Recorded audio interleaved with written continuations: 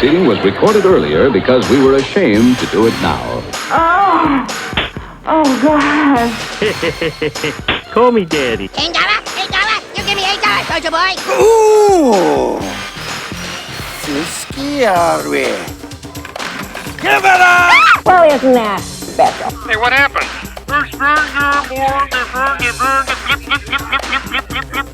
Yada, yada, yada. Hey, what's happening, Norm? The dog-eat-dog world, Sammy, and I'm wearing milk-bone underwear. What? He's too high, Pindo Boy. Nita Hioto. Subtitle. The fastest show in sports, Ed Berliner. Would you like to have a suckle of my zipper? I want you. Stop. Sammy! You're like a child. Talking. If you just one time. Zip it. Unveil the time corridor. Greetings, true believers. Welcome into the fastest show in sports. I am your ringleader, Ed Berliner, the gentleman to your right, to my left. That is Mike Wise. And of course, I only say that if you're watching us on YouTube, because if you're listening on the audio podcast, what I just said makes absolutely no difference whatsoever. Because it's not like a hockey game where you go, on your screen, on your radio dial right now, they're moving from right to left. And by the way, Mike, congratulations. Wonderful job done on the Hawaiian shirt. Again, for those of you watching on the YouTube channel, I should point out that just before we started this show, Mike showed up in that resplendently beautiful Hawaiian shirt. I was in a very plain Hawaiian shirt today, and Mike then griefed me a little. It was okay. I like it. I appreciate it. He shamed me into it, so I went all out just for you, man, because I couldn't let you do the tropical and be all alone. But nicely done, man. Nicely done. Thank you. In homage or homage to my Hawaiian high school upbringing, this is Aloha Friday. It will always be Aloha Friday for us, Ed. I did that when I did the show Sports Pulse in Boston on the CN8 network, Comcast at that time. Yeah. They had never had anything like that before. Remember, this is Boston, and this goes back to like 03, 04 in that era. And they had a lot of shows. Nesson had their shows. New England Cable Network had shows. The local affiliates had shows. But these guys all did the button-down, Boston, you got to be perfect kind of stuff. I show up to do this show 5 nights a week, and I didn't wear a suit coat. I did the shirt and tie, but never a suit coat. I said, we got to be relaxed. And every Friday, it was Hawaiian Shirt Friday, and I caught grief from some of the sportscasters up in Boston, some of the veterans up there. I said, what the hell's wrong with you putting on a Hawaiian shirt? Don't you have any respect for yourself? I said, yes, as a matter of fact, I do. I have Hawaiian shirt respect. And they just didn't get it. Anytime a slovenly sports writer gives me fashion advice, I usually discard it. And it won't, because I was at one point a slovenly sports writer. Well, they had one guy up there whose name I won't mention in public, Steve Burton, who always wore the vest and then wore the perfect suit and did everything nice. And he came up to me one day and said, you know, if you're going to be a part of the Boston sports scene, you really need to be part of the Boston sports scene. I said, Steve, yeah. I am. This is who we are. Never got along with, I think, 9 out of 10 of the sportscasters in Boston because I was a guy from the outside and I wasn't born there, wasn't raised there, hadn't been there for 20, 30 years plus. So I was always sort of the outsider. I loved it, man. We had great shows. We had great times. Yeah, but here's my thing. If you're part of the Boston sports scene and Belichick shows up, don't you just go with a stained, ripped hoodie? Well, I mean, that's what I would start my sports cast with. To be honest, though, when I was there, and this is the early aughts, Bill had not he had not yet become slovenly. Yeah. He would wear the Patriot shirt or wear the golf shirt or whatever it was. Didn't quite adopt that look until maybe like the mid-aughts, something later in there. So, I mean, I think I went to maybe a dozen Bill Belichick press conferences. And after a while, I looked at our executive producer and I said, I'm not going anymore. What do you mean? It's Bill Belichick. I said, he doesn't say anything. It's the same crap every single time he's out, and he hates the media, and he doesn't want to talk to us, and he gives us all this nonsense. Why do we bother covering it? It's a waste of our time. He get me There grief, was but a that's okay. clip. There was a clip once a year. Some guy would that he either liked or he would try to break the ice with these ridiculous questions, and Belichick would almost entertain him, and it was it was funny because that was the only thing and they of course they didn't have anything to do with football. That was the only time I ever laughed when Belichick would be up there because yeah he'd give you absolutely nothing. But anyway, what's And going part of on? that was, by the way, before we move on, I don't know if I told this story or not, but real quick, another one of the reasons why I got ostracized by a lot of the Boston guys is because I did one-on-ones with everybody when we used to go out and be at a press conference. I'd pull them aside afterwards, and I'd do like 7, 8 minutes, whatever, or whatever I could handle, and I used to play that subject, that tape back as live on the show. I would just stay completely unedited. And in deference to Belichick, who was the guy who never gave you a fun answer, when Terry Francona was hired as manager of the Red Sox, I was there at Fenway Park the day they had their press conference. I pulled him aside. I said, can I pull him aside for a one-on-one? They did. And I had cards made up. And I said, Terry, you know, of course, that if you're going to be part of New England, you have to know the New England towns and you have to pronounce them properly. And I was giving him flashcards, and on one of them, it was Worcester. And he looked at it Worcester. and he went, Worcester. I said, nope, nope. I said, that's Worcester. He said, oh, okay. I'll have to get used to that one.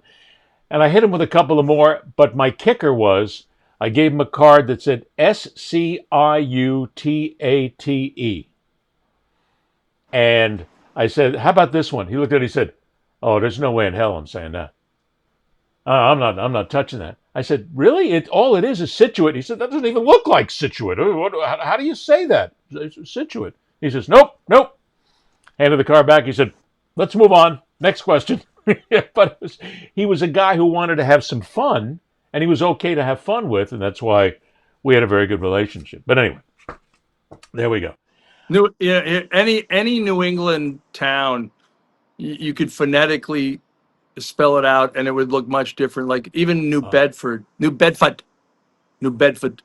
Well, yeah, it's you have to make sure to pronounce it properly. And I learned, believe me, I asked Yeah. before I went on the air with a lot of these towns, especially Mhm. Situate. I made sure that I got that one right. So anyway, Yeah. we begin then with. I need to point out that every now and then I am quietly taken to task by the people I have on the show and my friends. And Mike Wise started things off and starts things off here today because on his Facebook page, Mike gave me a little gentle nudge. And he'll say that maybe he didn't, but I think it was a little gentle nudge when he put on his Facebook page, and those of you watching on YouTube, you can see it. If I hear another, I'm not into the NBA, all they do is shoot threes, I'm going to throw up in my mouth. And the next words That's right, I were, did. this has been the most scintillating postseason since 2016. He talks about the Pacers and the Knicks, talks about Aaron Nesmith with his threes, but it was that all they do is shoot three and the throw up in the mouth. So, Mike, I'm going to give you the opportunity here if you'd like.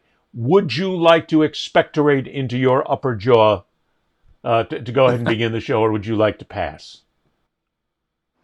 Well, I don't think there's much more to say. I made my bones covering the NBA for the New York Times. I I continue. Well, I've seen it go through a lot of incarnations with different defenses, different offenses. I've seen Steph Curry change the game by shooting from the parking lot. And yeah, I agree with you. They rely too much on statistical analysis and the three-pointer.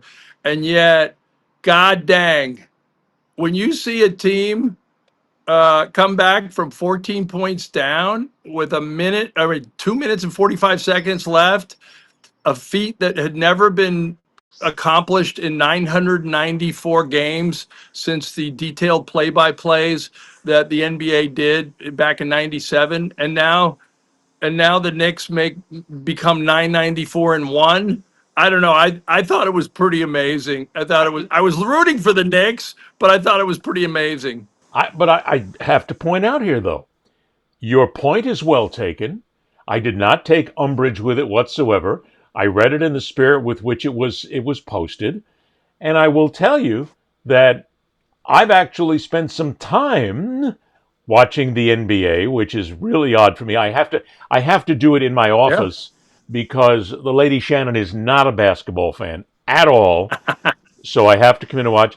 And I will tell you, I have been, and especially in that game one between the Pacers and the Knicks, I was impressed with what I saw on a lot of the interior play.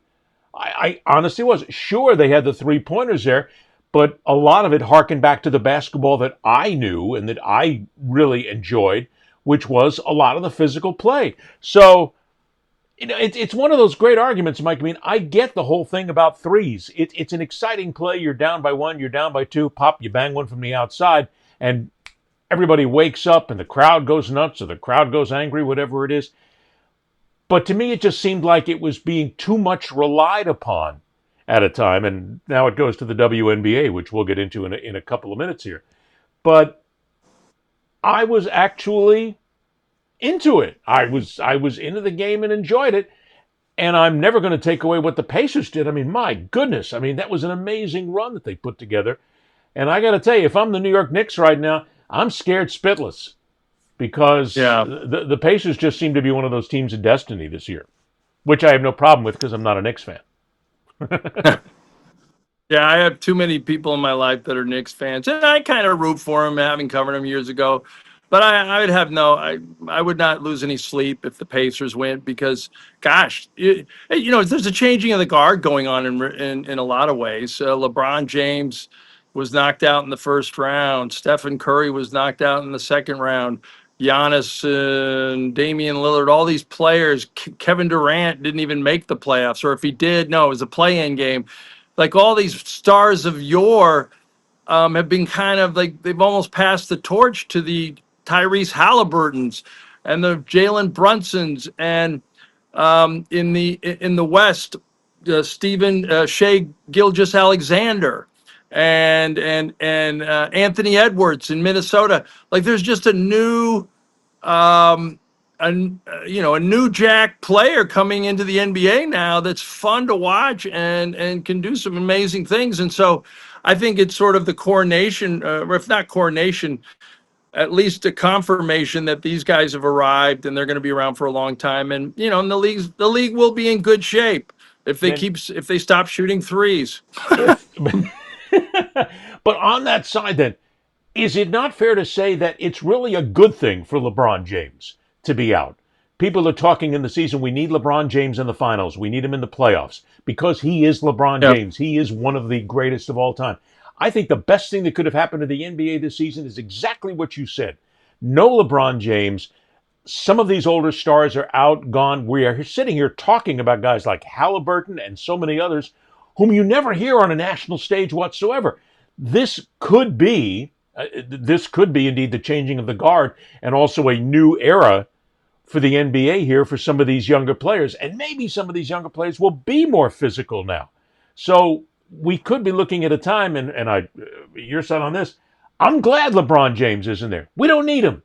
The NBA really is at a point right now, Mike, where they don't need LeBron James. If LeBron James retired tomorrow, the game will be just as good. The ratings will be just as good. Nobody will be that upset because, frankly, they're tired of his bullshit sometimes, and they're also tired of his flailing about when it comes to hard fouls and what a lot of people see as his whining.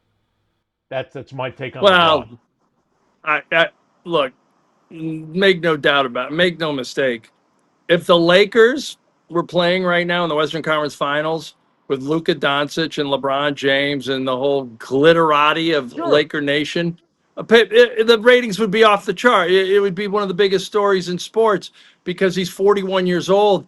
I don't think he's going to play anywhere past next year. I think next year it will be his final year, only because he will have broken not Kareem Abdul-Jabbar's record, Vince Carter's record for consecutive NBA seasons, which would be like, for LeBron, would be like 23 or 24. And I think it'll be also his, depending on whether the Lakers retool or not, it might be his last go around at even contending for a title. But either way, You're right. I mean, it won't be It's as, time to move on. yeah, but it won't be as oh gosh, what do I want to say? It won't be as traumatic for the NBA as it No, was not when at all. Jordan retired the second time in '98, because then you were left with the San Antonio Spurs, who nobody cared about then, and was a really boring team led by a boring player, and didn't become beloved until a few championships in, and the Knicks of Latrell Sprewell and Marcus Camby, and Sprewell was sort of a pariah in many ways because he choked his coach a year earlier. And so the NBA was sort of fighting for ratings for a few years before Shaq and Kobe came along and did some and really changed the thing. But so yeah, I think it is good. I think it's good for the young bloods. I think it's, but I'm worried. Yeah, I'm worried like anybody. I don't know if the Knicks can recover. It has a bit of 1995 when Reggie Miller scored, I don't know, 8 points in 9 seconds or something, and they stole game one at the Garden. And sure enough, the Knicks lost in game seven. And it's almost like when you snatch defeat from the jaws of victory, the way the Knicks did in that game, that's when you almost have to win 5 games to win the series, because you've already unofficially won one and lost it. And so I don't know. I will say this. I'm not going to make any bold predictions, but I Oh, will here say it this. comes. I Look out. think Weiss is going to get on the prediction train here. He's heading for the gambling run right now. so. I was in in '94. I had been hired by the New York Times, but while I was interviewing, it was the best time to be in New York, because the Rangers were in the Stanley Cup the week I was interviewing at the New York Times. The Knicks were in the NBA Finals. Um, and then I covered the '97 team that should have gone to the NBA, or should at least played the Bulls in the Eastern Conference Finals, till they got thrown out because they left the bench against the Heat and blew that series. And then '99 when they went to the finals. I think this team is mentally tougher than any of those Ewing-led teams. I believe this team is mentally tougher, and it's Jalen Brunson. He just has a will of somebody. He wills that team in many ways. And I think if there's ever a team that could overcome that collapse and win a series like this, it would be the Knicks. It would be this Knicks team, not another Knicks team. But I just do want to point out, and I want to go back to something you said a couple of minutes ago, where you talked about Reggie Miller. Are these Yeah. Knicks then mentally tough enough to get past? And if you're watching us on the YouTube channel right now, you are seeing the back page of the New York Post with perfect symmetry of Reggie Miller doing the choke sign years ago and Tyrese Halliburton doing the choke hold and the choke sign right now. I mean, it's beautiful in New York, first of all, because this is the kind of stuff that you absolutely anticipate from the Post and the News, especially the Post.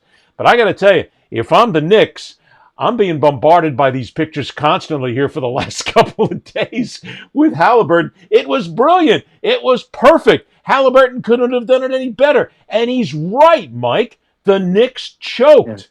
Yeah. And I don't know if this is a team that is mentally tough enough to get past the fact that they choked. I'm just not sure they have it. I don't see where. You might be right, but I'm going to say I'm going to say they do recover, and I'm going to say they started by, well, if people listen to this after game 2 tonight, fine. But I think the Knicks win that series, and then I think they take one game. I think they take one game in Indiana. If they lose tonight, you're right, it's over. But I don't, by the way, Tyrese Halliburton, and he was fun to watch. I even like him better. Like Reggie Miller was just a stone cold killer. He could be glib, he could be gregarious, but down deep, he didn't just want to beat you. He wanted to disembowel you. Tyrese Halliburton's just a fun basketball player, and he almost, even when they said, "Hey, we saw you give him the choke sign," he goes, "Yeah, I thought that was a 3, and I won the game. And if I'd known it was going to bounce in, my foot was on the line, I would have waited till after the game we won." But at any rate, he just has a self-awareness and something about him that I don't know. I really his competitiveness. It's amazing that the Sacramento Kings could have had him and they traded him, and he was drafted by someone else. Like the idea that you would give up this guy in any way, shape, or form when you see him perform now is just, it reminds you of how the draft and these GMs, God bless them, are just grasping like we all are to figure out whether a player is going to be good or not. I mean, you think 6 players, were drafted before Stephen Curry. Well, see, 2 players were drafted before Michael Jordan.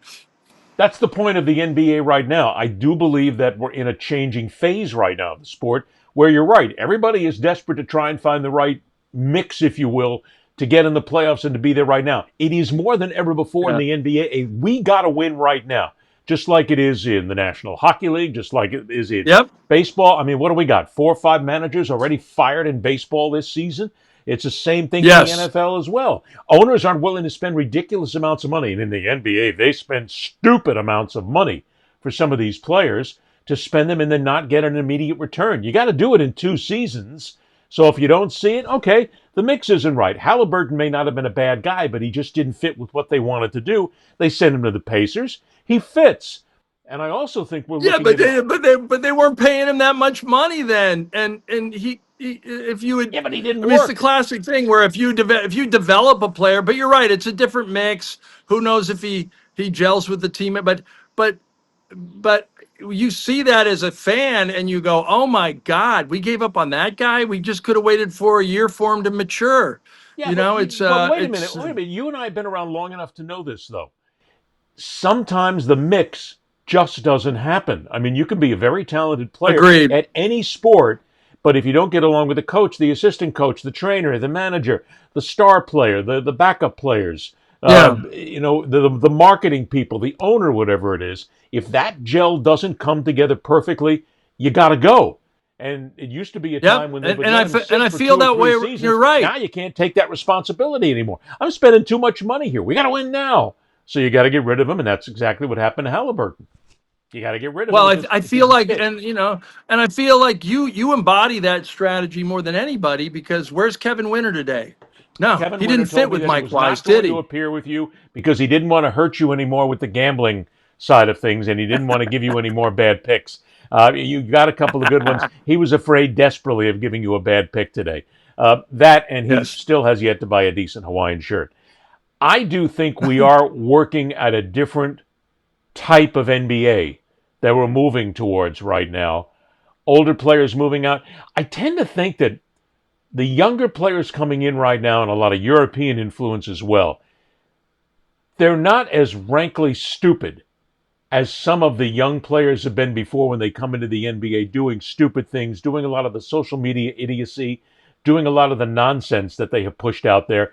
I think they're more focused on the game itself right now and the fun and the money they're making right now to be overly concerned about all the other bullshit out there and anything else. I think the NBA is moving into a much better phase right now. Yeah, I don't know. It's a tough one. Only because you're the NBA expert, man. I'm just the guy sitting out here. I just watch hockey. I feel weird. It's a weird position for me. I wrote a story once during the NBA lockout in 1999, and it was about Kenny Anderson and his account. He gave me access to his account, and then I was sort of like, okay, how much does a guy really lose by not playing? And Kenny had a quote that said, like, hey, I might have to give away one of my 7 cars. And it was kind of a throwaway, funny line, but everybody took it as serious. And Kenny looked like the biggest prima donna. It was a big enough story that it went, if you could say something went viral in 99, like there were people at the league office who, even though they knew it swayed the lockout in their favor, that quote and that story, they were upset at me because they felt like I made the young black kid from Queens look dumb and uneducated in that story. And I always felt bad about that because Kenny was anything but. And I think I did a mea culpa later when I went to see his, he gave out some turkeys over Thanksgiving in Queens and Left Rack City. But at any rate, I sort of like, I changed. Did you just kick into my mind here? Really old time growing up in New York, how every time coming into the city, you would pass those ridiculously boring red buildings of Left Rack City. And as a kid, I always used Left Rack City, baby. What the hell is Left Rack City? Oh, it's named after Left Rack. Okay. God, it's a terrible Yeah. place to live. But Anyway, go ahead. but at any rate, so I hate playing into the dumb African American athlete stereotype. But dumb kids, clearly there's some knuckleheads that have realized either through their agent or otherwise that it's not good to post stupid stuff on social media, and everybody's but the flip side of that is everybody's so overmanaged now by their team that it's unless you create your own access and develop a relationship with these guys, it's almost impossible to actually find out who they are. And so Well, at from a any media rate, standpoint, we've basically been boxed out anymore because even the players now and the organizations realize that letting some of these knuckleheads, as you called them, in a perfect phrase for it as well, talk to the press is a losing proposition in so many ways. yeah.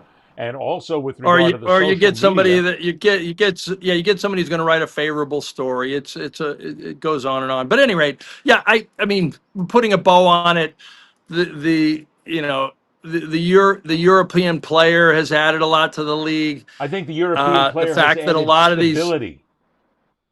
stability, but also a lot. Also, if you went down the rosters, there might be at least half the league or more has a former player's kid on the roster now. Those kids always, they all came up through the system. What the story that people aren't writing, and that actually I should write at some point if I get off my lazy ass here in Panama, is is the thing that was the lifeblood of the NBA was the African American player, the black player from the hood for many years. That player coming out of made the NBA. Whoever that player was, that player made the NBA. That player now cannot afford a personal trainer in the off season, or is not, if he doesn't get hooked up with the right AAU team, and he's not sort of in this circle of talent. Oh my God, those kids are getting priced out of the NBA, a lot of them. Even with a lot of the guidance that they're getting these days, I think these players from a younger age who want to become NBA players at the AAU level and at the college level, I think they're understanding what the landscape is these days. They're watching it. They've been watching the knuckleheads, the idiots, and the morons make these ridiculous mistakes on social media, do these stupid things when it comes down to physical assault, sexual assaults, verbal assaults, whatever it is. And I think they're smarter now. They're understanding that, look, it's a game. I'm getting paid millions of dollars. Shut the mouth and just play the game. Hey, don't do anything stupid on social media because I can be exposed and I lose everything. And I think they've got the management on top of them now. They've got the team on top of them now, protecting their investment. And I think that makes for a better player, a player who is more focused on the game itself than all the bullshit that goes on the other side of the court. Sure. I'll buy into that. Makes it easy. Reminder again that if you want to go ahead and if you're watching us on YouTube, don't forget you can get us. This is our break for the moment, Mike, where we can move on. See, this is the promotional. Go right ahead.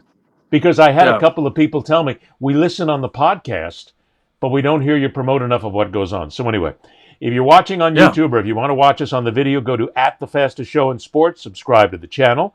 If you want to catch us on social media, you can go to Mike's page. You can go to Kevin's page. You can also go to TikTok and X on @BerlinerSpeaks. And if you do want to listen to the audio podcast, the whole versions are there. It's on all the major streams. You can get us our bases at Podbean, and you can get us there by just looking out and searching out The Fastest Show in Sports. It's a big microphone logo. You can't miss it.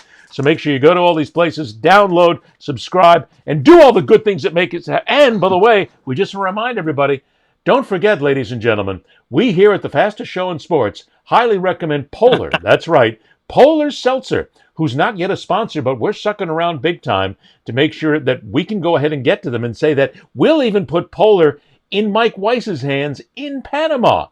That's one good thing, too. I drink it all the time, and for this as well, it's based in Massachusetts, in Worcester.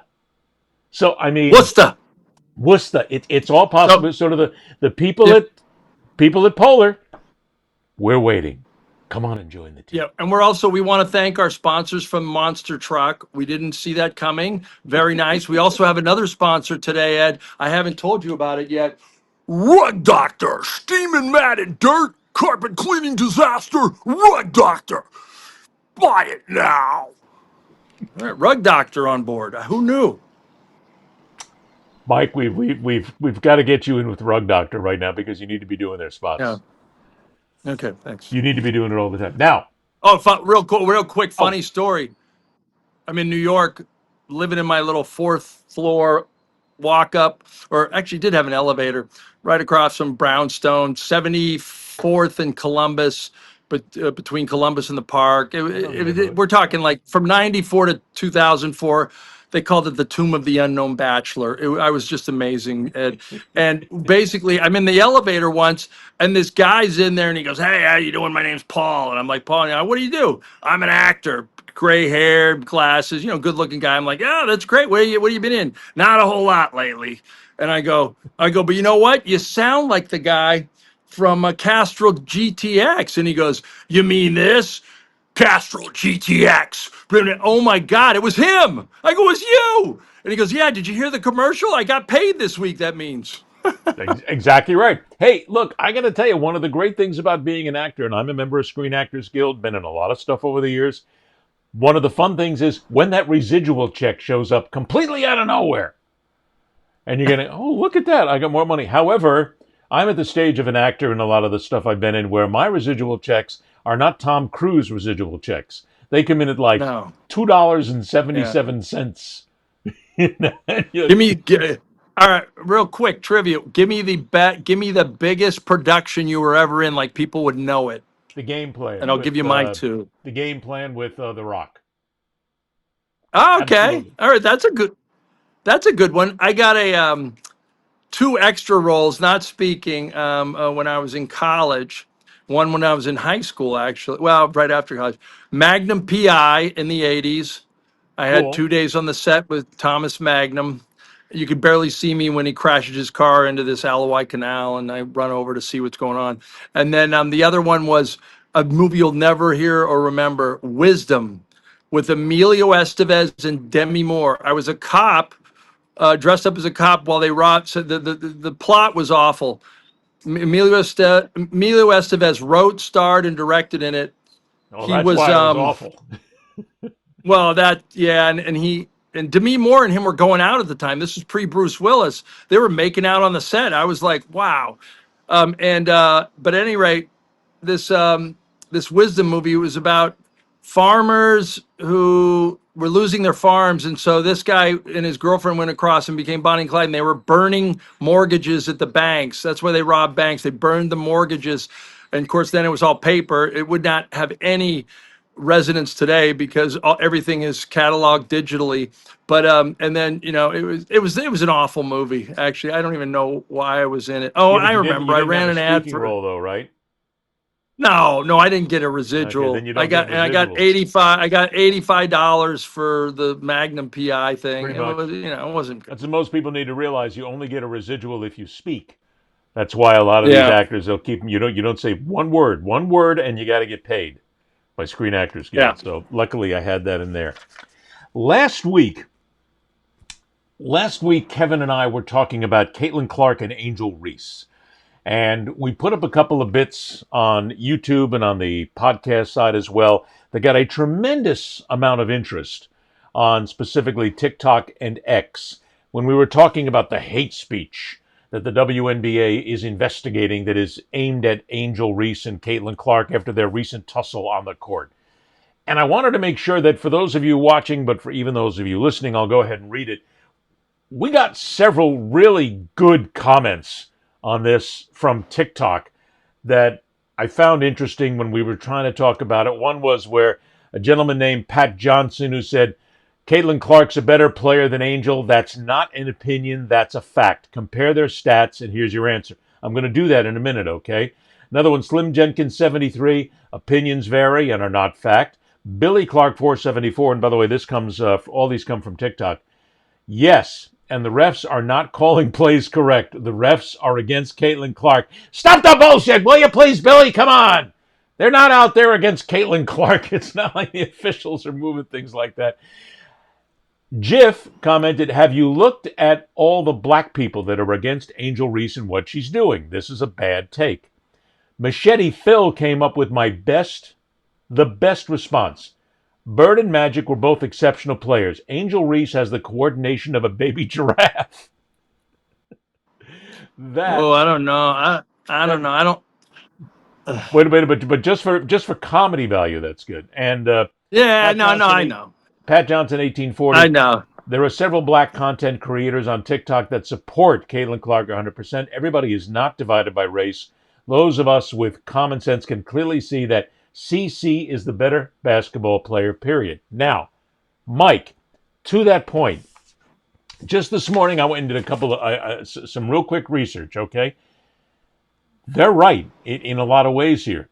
And in many ways, this whole Caitlin Clark versus Angel Reese thing is complete and utter nonsense. And it's basically being kept alive by Angel Reese and her supporters. Here's the reason. Go to scoring. Caitlin Clark this morning is 10th in the league in scoring with 19.3. Angel Reese is 58th in the WNBA, averaging 7 points a game. In rebounds, that's where Angel Reese is better. She's first in rebounds in the WNBA with 14.5 rebounds per game. Caitlin, who basically a lot of her game is on the outside, she's 19th at 6.3, so she's top 20.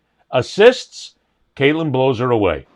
Clark is first in the league in assists with 9 per game, and Angel Reese is 68th in the WNBA with 1 average assist per game. There is no doubt about it. Caitlin Clark is the better player, without question. I mean, that's not a. I never felt that was an argument. I don't think it is. I think that some people root for players. I think it's less about Caitlin Clark and Angel Reese than how ugly we are in society now. I don't. Fair. Caitlin Clark's the better player. And she always has She's been. an all-around player. She can shoot from the parking lot. Angel Reese is a great rebounder. She might be one of the greatest rebounders in WNBA history. It doesn't make her any less because she's not Caitlin Clark, the scorer. Well, my thing is, it's like a player did pushes another player, which Angel Reese did to get position. Caitlin Clark gives her a hard foul, which was correctly called as a flagrant one. That's basketball. That's basketball 101. You defend your teammate. Like, what does this have to do about race? Everybody, but here's what it has to do about race.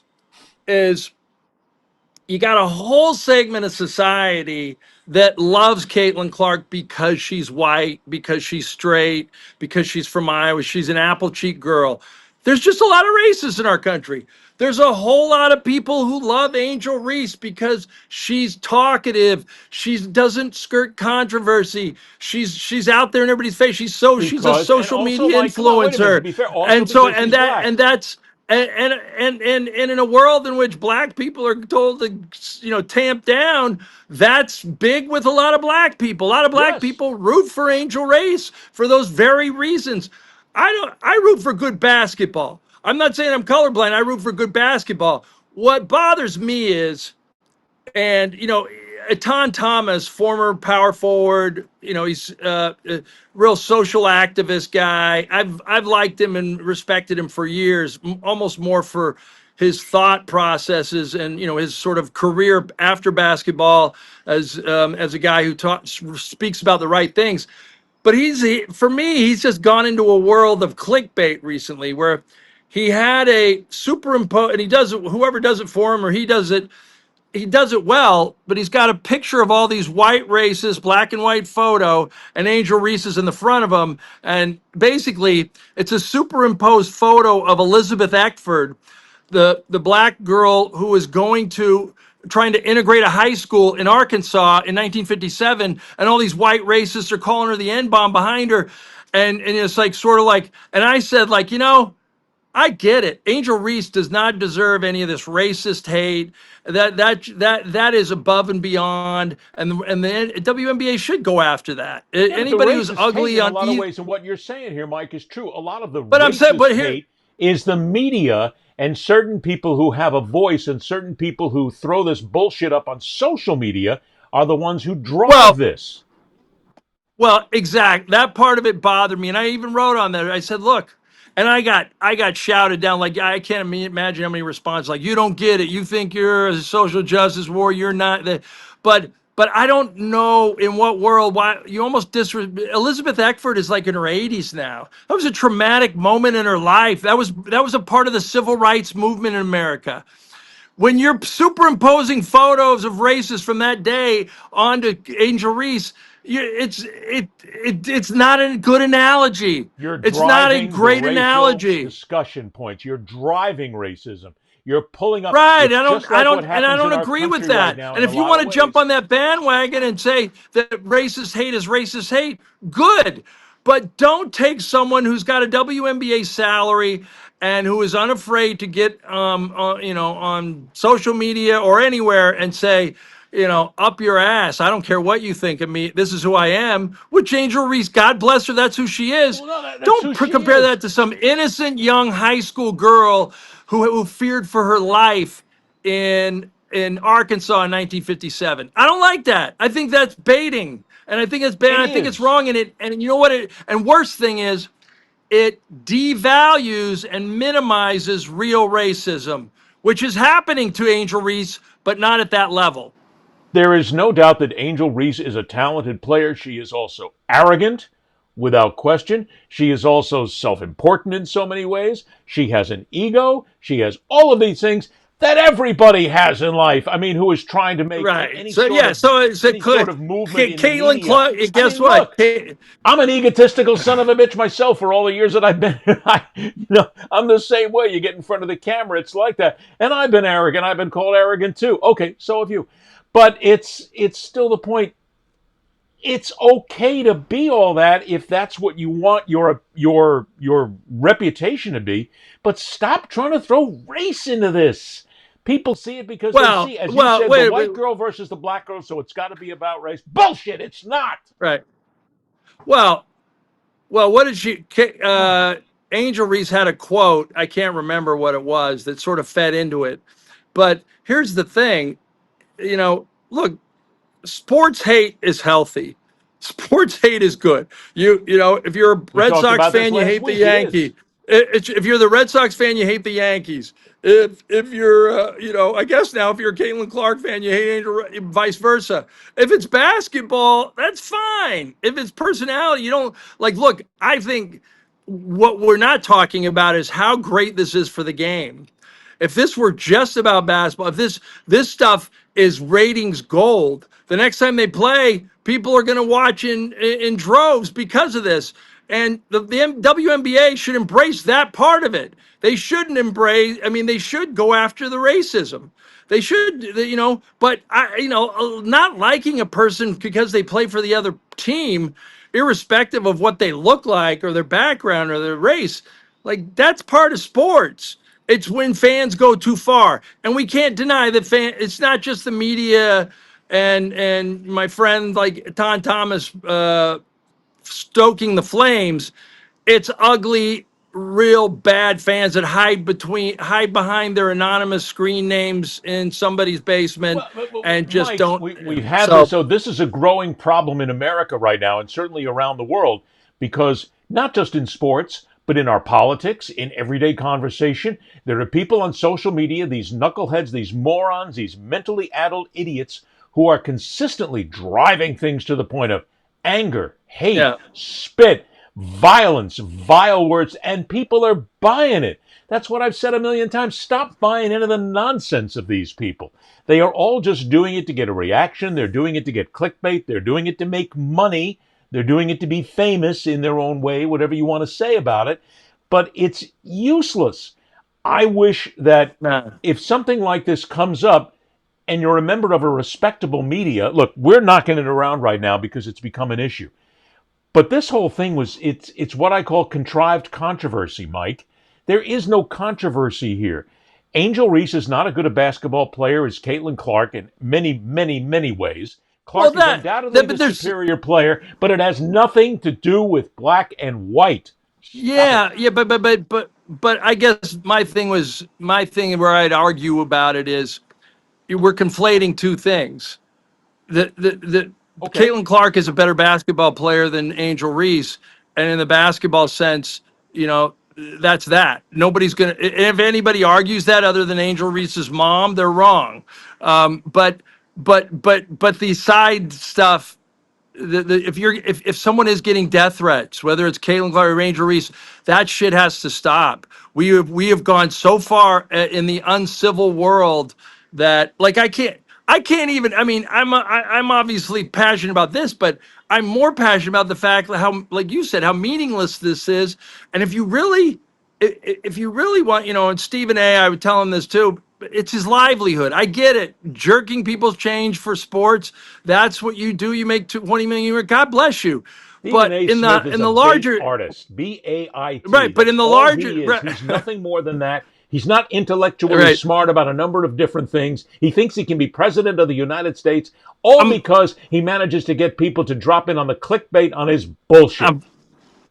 I'm gonna bring him. I'm gonna bring him on this program so you can argue No, with you're him not. because I love Stephen A. I stand Stephen A. Okay. No, I like the guy. I don't stand for everything he stands. But here's the deal. Throw that out there. The fact that sports writers and people in my industry for the last 35 years, like the fact that we're have to cover games now and issues, and other than, like, Jerry Sandusky and child sexual abuse, maybe PEDs is for the cheating angles, the things that are corrupt and wrong about sports and violence in the stands and the racism. Like, I don't know how you have to really convince yourself as a sports writer that some of this stuff matters, because guess what? If you look at society, the gym is burning down around us right now. We're watching games. The frickin' society is burning. You want to save your energy for something important? Go after somebody that's having a frickin' meme-going dinner. The point of the matter is what you just hit on, and it's what's important, what's not clickbait, what's not bullshit, which is one of my favorite words. Thank you, George Carlin, very much for giving us an open road, if you will, to using that word in just about every form of conversation. But if you want to look at things that are happening right now that are real issues, talk about the college football playoff system, how they're changing the seating and making the rich even richer. The wealthier are getting wealthier, and the poor schools, Yeah. or no, I use the word poor schools, but the lesser schools are not going to make as much money. If you want to talk about something that's fun to talk about how Brad Marchand is now the owner of the Toronto Maple Leafs from now till the end of time with what he and the Florida Panthers did in their game. But on this nonsense, Mike, I really believe that you've hit it, because it is just black and white, and there's people out there saying that it's only because it's black and white that we talk about the two. I get news for you. We talk about Caitlin Clark because she's one hell of a basketball player. Even I enjoy watching her, and I'm not a basketball fan, because I watch how she plays the game, and she handles herself with grace and aplomb and doesn't buy in any of the nonsense whatsoever. Angel's different. Angel Reese wants to be a great basketball player. She wants to play the game, but she's not willing to handle the physical nature of this thing. And that just goes down to the way she reacted when Caitlin Clark hit her with a hard foul. It's a physical game, for crying out loud. Play it. You're going to get hit. You're going to get knocked down. You don't have to get up every time and threaten to say somebody, F you, what are you effing doing? You don't have to do that. Play the game and show me how good you are on the court, instead of adding all this bilious bullshit to it on the side. Yeah. Yeah. That's my 27 cents. Caitlin Clark is important in the scheme of things, because no player of that gender has ever been able to shoot from the parking lot with remarkable accuracy like she has. And the fact that she knows the game. The day after, last night, she didn't hit a single three. Yeah, right. Yeah, but they're both competitors. I don't know. I wasn't even bothered by Angel Reese's response. Whatever. If you're gonna be tee her up, whatever, you get hard. You get if you want to go after someone because you got a fouled hard. Whatever. I don't care. It's part of basketball. The Pistons and Celtics used to do it. Bill Laimbeer was one of the, if you read the letters, the emails that Bill Laimbeer, well, he didn't get emails, but he got personal fan letters. He got a lot of If you letters. read that stuff, I wrote, one of my favorite columns of all time, you'll never remember the guy. His name is Joe Hamlin. He worked at Sacramento Bee. He was covering the NBA Finals one year. And I guess Lane Beer was on a rehab tour where he was trying to show his soft side, and he talked about his kids and like how he played with his kids, and Joe Hamlin's lead was, my God, he reproduces. There's ways to take shots every now and then. But sports hate has been happening forever. if you were to say that today, it's when it carries over. It's when it carries over into people, showing up in paddy wagons and beating the shit out of somebody in a parking lot based on the fact that you're wearing someone else's different team colors. That's where I get off the wagon and say, all right, enough already. If the games are that serious, it's the old story too. It's go like away. You and I come out here and we talk about anything, and let's say we're talking about pick somebody, pick any controversial player in sports these days. Pick one. I'll leave it to you. Bryson DeChambeau. I don't know, just because he's at the Live Tour, whatever. If you came out and said Bryson DeChambeau should never procreate because we don't need this man's nonsense in the rest of our life, and we certainly don't need more people like him populating the planet. If you said that 20 years ago, people would say, oh, come on, it's just a joke. It's stupid, ridiculous. Let it go. You say it now, and the person who says it is automatically branded a member of the hate speech club, and how dare you question his children, and how dare you look at his procreation factor in any of this, because it's just not relevant. Yeah. It's just the joke is all it is at that point. But you can't even joke anymore. Or it's clickbait. If you make enough money, you don't get canned. If you make enough money or haven't actually sexually assaulted or murdered anybody, chances are you're going to still be on the air. I mean, look at Joe Rogan. Once that N-bomb tape came out, I was like, oh my God, he's done. No. He's got a good deal with Spotify. He listens. Too many people listen to him. He can be racist and say that he was appalled by what he said and all the times he said the N-word, and in a way that wasn't Nigga affection. It was Nigger in ugly racist plantation owner terms. It doesn't matter. You don't get canceled if you make enough money and you do things well. Which is unfortunate the way things. But I agree with you. There is no such thing as being branded now forever and you're out of a job, because you can go on a recovery tour and go ahead and apologize. Unless you're Kevin Spacey, which God bless America. No one's hiring. He's actually in another movie now. I hear he's just he's gotten some kind of a big movie. He's coming back. That's off. That's the worst news I've heard all day. What, that Kevin Spacey's got another role? Yeah, he's the worst human being. Have you seen that Spacey doc? It's like the Leaving Neverland doc. You can't unsee it. I have not. You know what happened to these kids? You know what happened to these kids and what he did to them, and these kids in the London theater. Some of them were over 20, but just awful stuff. And you just go, oh my God, this sick bastard. He's Weinstein. He's Cosby. He's all these guys. And if he gets work again, it's a freaking shame. See, the one that I always go back to is it's the Michael Jackson issue. I mean, when I was younger, of course, Jackson was in his heyday, the Thriller album, and so many other things. Michael Jackson was brilliant. Quincy Jones was brilliant producing him and making incredible music.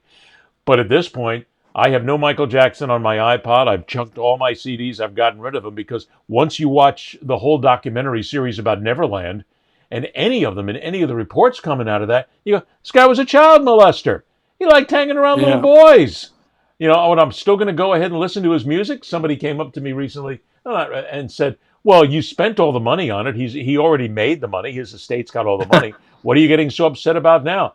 I said, the mere point of the fact is, when a Michael Jackson tune comes on, and I got to turn it off, because the first thing I think about was, you were in bed with little boys. Yeah, I have. The first thing that comes to mind. The funny thing is because Michael Jackson was such a big part of my childhood, like in a weird way, I just watched him all the time when things were going bad. My parents got divorced. He was like such a constant presence in my life. I can listen to stuff before he was really an adult, like after Thriller, and when the allegations stop, I can't listen to any of that. No, anything pre, I guess, but and it's another show, but how much how much does the singer have to be unattractive to you as a person for you to still like the song? I think it's a good topic down the road. Well, it's worth talking about, and also Kevin and I talked about this last week. There's a correlation to be made here with Pete Rose. We went into great depth about Pete Rose, and every time, and you brought this up too on social media, and I also had heard about this for years, and I Yeah. knew the stories very well. Every time I hear the words Pete Rose, I don't think about a guy who bet on baseball. I think about the guy who crossed state lines as a married man in his 30s and was having sex with an underage female, which he claims, I didn't know she wasn't 16. I don't care, Pete. That's not She was an actually excuse. fit. She was actually She was 15. actually He 15. loves to say that she was 16 because that was the age of consent. Correct. But that even dismisses all the stories that he brought girls as young as 12 to the Cincinnati Reds clubhouse during spring training back in the day. This is a pedophile. This is not a guy that robbed the cradle or had sex with somebody. This is a pedophile. This has anything to do with his gambling.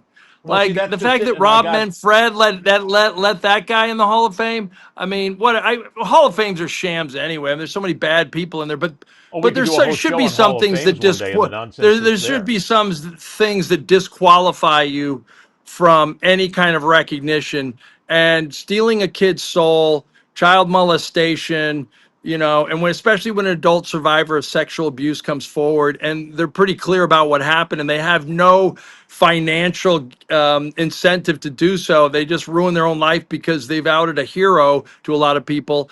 Like once multiple accusations come out, just freaking believe the person.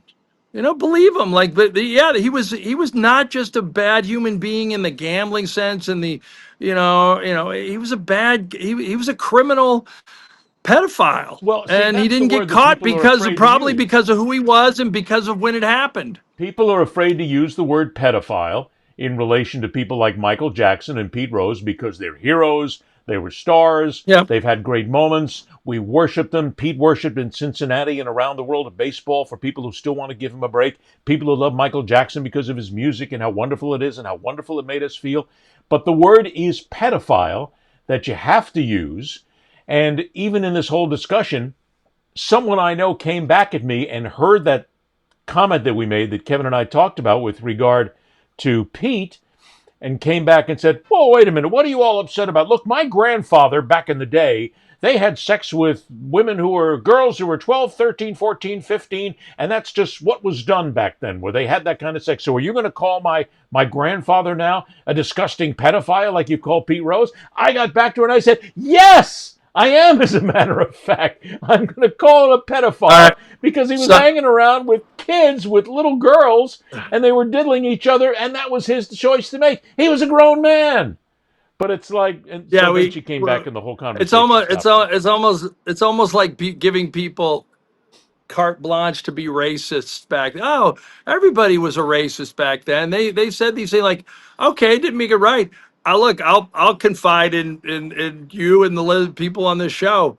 I found out my dad, my mom had me when she was 16. No, I'm sorry. My mom had me when she was 17. She married my dad when she was 16 in Germany. I found out when they met, she was a 15-year-old German barkeep. He was a 24-year-old U.S. serviceman. That's not robbing the cradle. That's pedophilia. If my dad were alive today, I'd tell him that. But it's not just different pedophilia in many era, countries, depending on what the different laws are. era, That's rape. and people got pregnant earlier, and people got in relationships earlier. Still doesn't make it right. No, that's exactly it. What I'm saying is, it's not just pedophilia, it's rape in many countries. Now, there are people who are going to go, well, in Germany, it wasn't considered rape at that point. In Germany, it was all part of life, where older men got together with younger girls, and they started families early, and everybody looked at it. As a matter of fact, you'll get people who will walk to you and say there are religions who, over the centuries, have set up older men with younger women because that's part of their tradition. It still doesn't make it right. Yeah. Well, what's Louis Farrakhan, Minister Farrakhan's line? Half your age plus 7. Yeah, that's great when you're 80. That's great when you're 80. How about when you're 25? You know? No, I'm 19. Yeah. No, whatever. I actually, mean, no. How about when you're 22?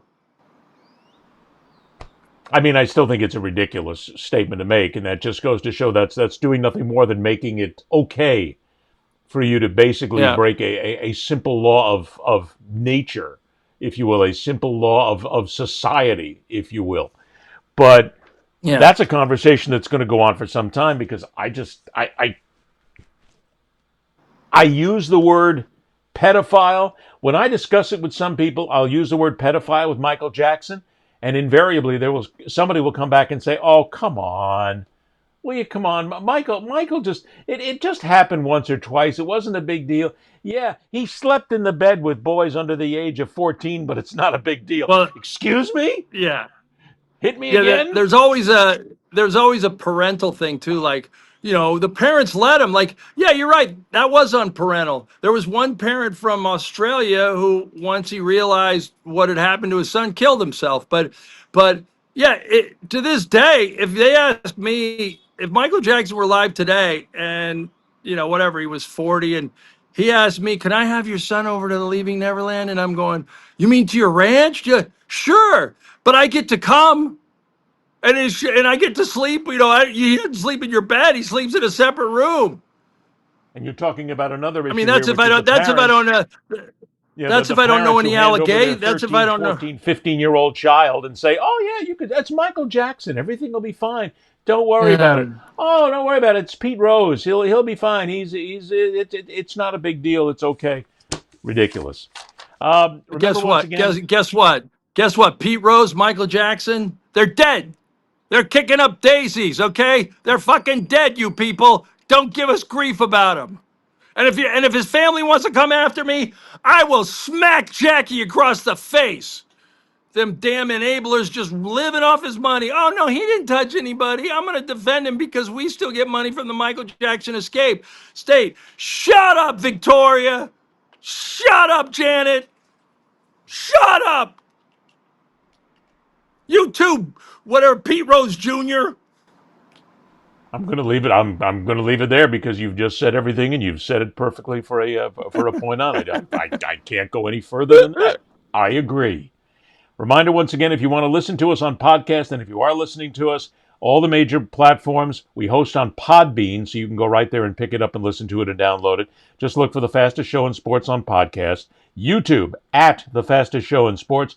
Please subscribe to the channel, send it to 10 million of your favorite friends so that we can get Monster Truck and Polar in here and make sure that they're going to help everybody stay alive and make a whole lot of money, and we'll be happy. If you want to email fastestshowinsports@gmail.com. And also, if you want, you can see Mike's social media there. He's on Instagram, X, and Facebook. I'm on Instagram, X, Facebook, and TikTok, and also on Substack. Why aren't you writing on Substack? You should. I will. I will. I will. Okay. Well, I'm just making sure we got to get word I out. need to make my. What's the title of the new book coming out, real quick? Is there a title on it yet? I came up with one, but I don't know if the publishing house will actually take it. Okay. But it's called Provenance. Provenance, like where something comes from. Provenance, the life and legend of Billy Mills, the 10,000-meter runner in Tokyo, last Native American to win a gold medal. It's going to be a good biography. I don't know if it'll sell like Seabiscuit, but it's going to be a good biography. Okay. Well, just keep us posted on it so we can let everybody know. All right. Kevin Winter will hopefully right. be back off assignment one of these days, and maybe he'll give Mike some more gambling tips, which will be absolutely perfect. He's Mike Wise. I'm Ed Berliner. Thanks so much for joining us, everybody, right here on The Fastest Show in Sports. Until next time, rock on, true believers. See ya! That's all, folks.